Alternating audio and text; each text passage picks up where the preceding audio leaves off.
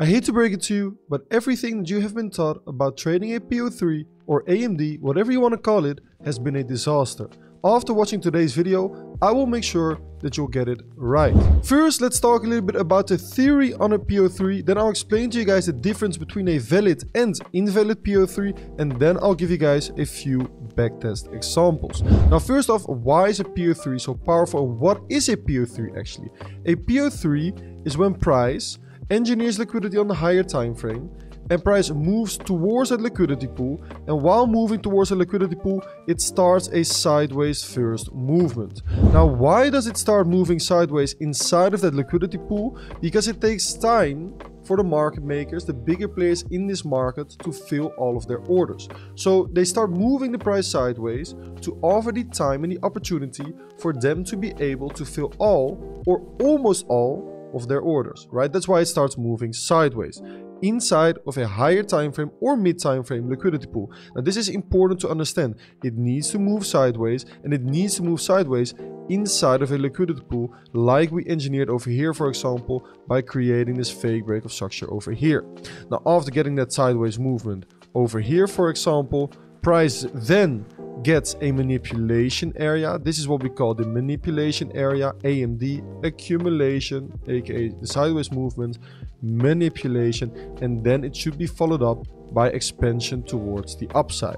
Now, this is very, very simple. Explain what a PO3, the power of 3, or AMD, whatever you want to call it once again, actually is. Now, there's a few very important differences between a valid and invalid PO3. Over here, and this is crucial, we see two different sideways movements.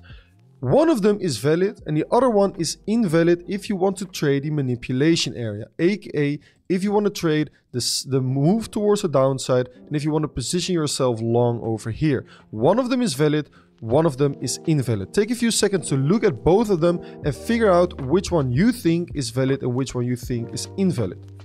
I'll give you guys the answer. This one over here is invalid and the one on the right over here is valid. This is the kind of sideways accumulation that you would want to trade.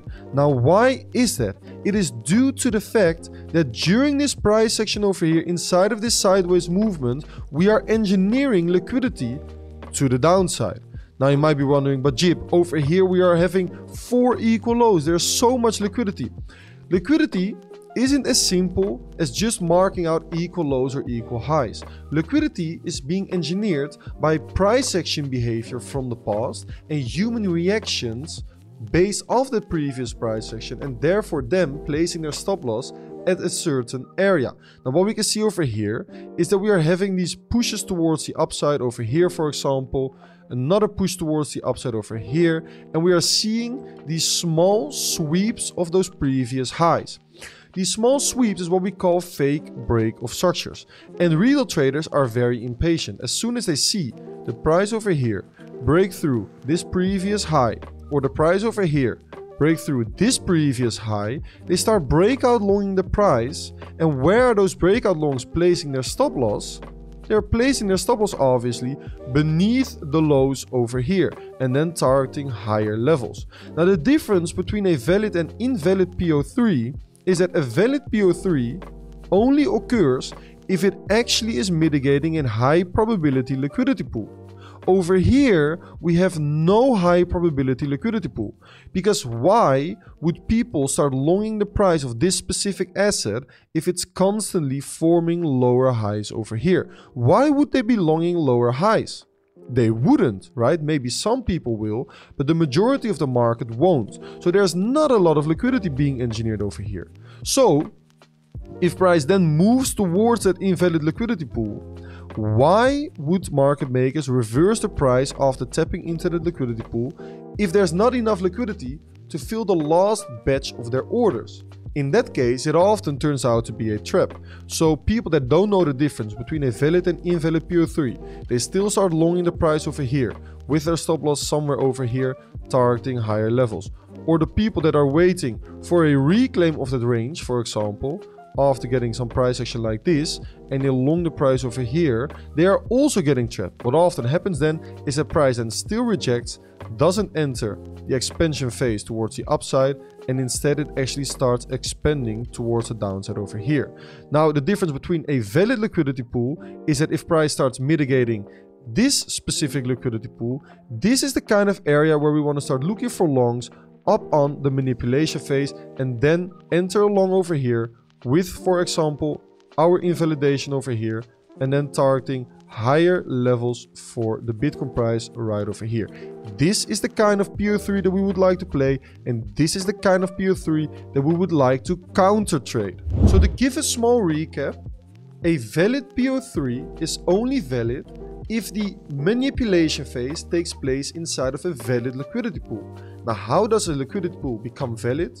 By analyzing price action from the past, or in this case, analyzing price action inside of that sideways movement and figuring out if people actually start longing based off their price action and actually place their stop loss beneath the local lows right over there. Only then the liquidity pool is valid, and only then the PO3 is valid, and only then we can actually trade the PO3.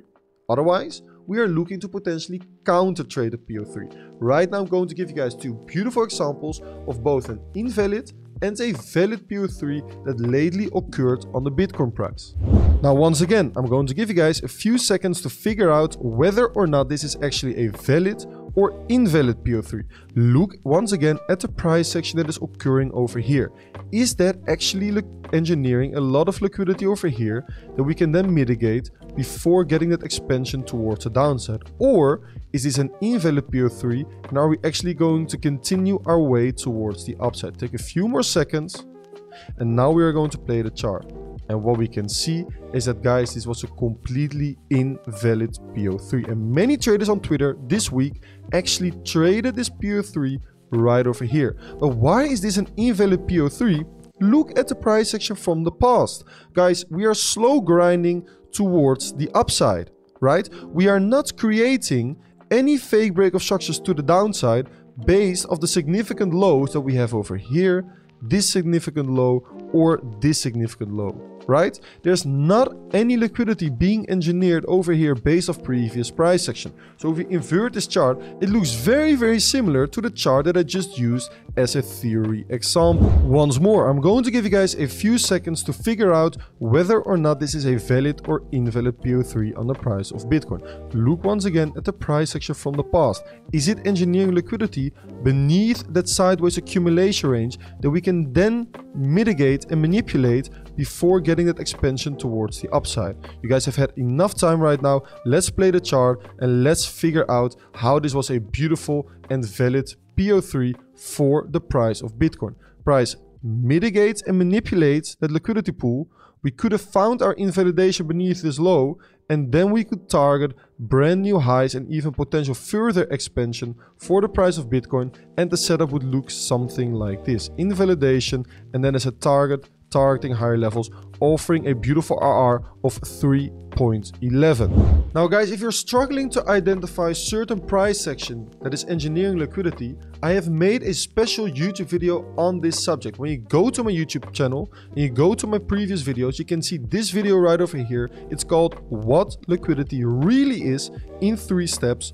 1 month ago, uploaded onto the channel. If you watch this video, after watching this video, you will understand how liquidity is actually being engineered, and it will help you to identify the valid and also the invalid PO3s.